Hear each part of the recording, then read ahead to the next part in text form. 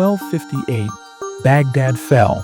The Mongol sword loomed over the Islamic world.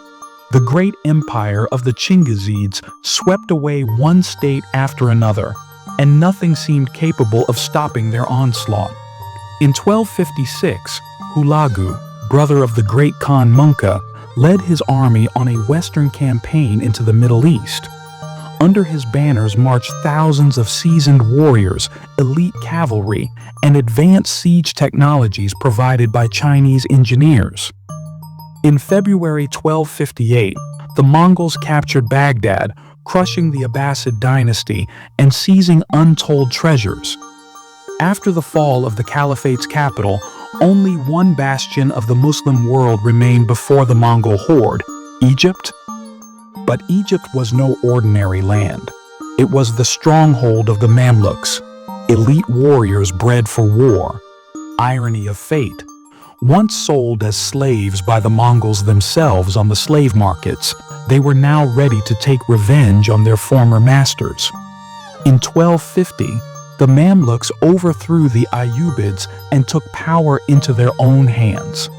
Their ruler was Sultan Qutuz, and their commander, the fearsome warrior Baybars.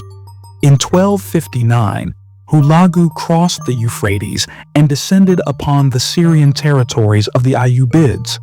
By 1260, the Mongols had captured Aleppo and Damascus. Sultans and emirs swore allegiance to Hulagu. Even the Crusaders from Palestine allied with the Mongols.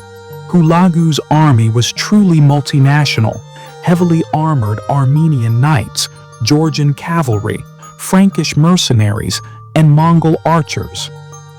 In the spring of 1260, the death of great Khan Munka changed the course of history. Hulagu hastily withdrew to Persia, leaving only 12,000 of his warriors under the command of the experienced general Kitbuka. This decision would prove fatal. When the Mongol embassy arrived in Cairo with an ultimatum, Sultan Qutuz, on the advice of Baybars, made an unprecedented decision. He executed the envoys in front of the entire capital.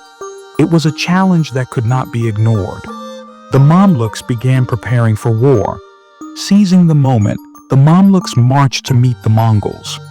Qutuz's forces numbered 14,000 men, but they had an unexpected advantage: the betrayal of the Crusaders.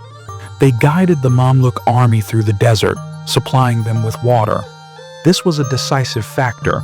Qutuz's army approached the battle fresh and fully prepared. In September 1260, at Ain Jalut, the Mamluks lured the Mongols into a trap. Baybars, with part of the army, provoked Kitbuka into attacking, drawing his forces into a narrow valley where the main Mamluk army lay hidden. The Mongols walked straight into an ambush. They were bombarded from the hills, suffering heavy losses. Kitbuka threw his Frankish knights and Armenian cavalry into the fray. The battle turned into a fierce struggle. At one point, the Mamluk center began to waver. Then, Qutuz himself charged into the heart of the battle, inspiring his warriors. Under the Mamluk onslaught, the Mongol lines collapsed.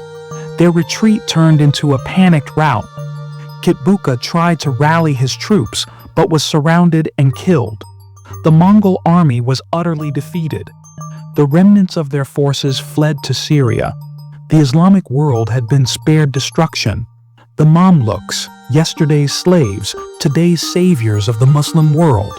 Their victory at Ain Jalut would become one of the most important events of the Middle Ages, proving that the Mongols could not only be stopped but crushed.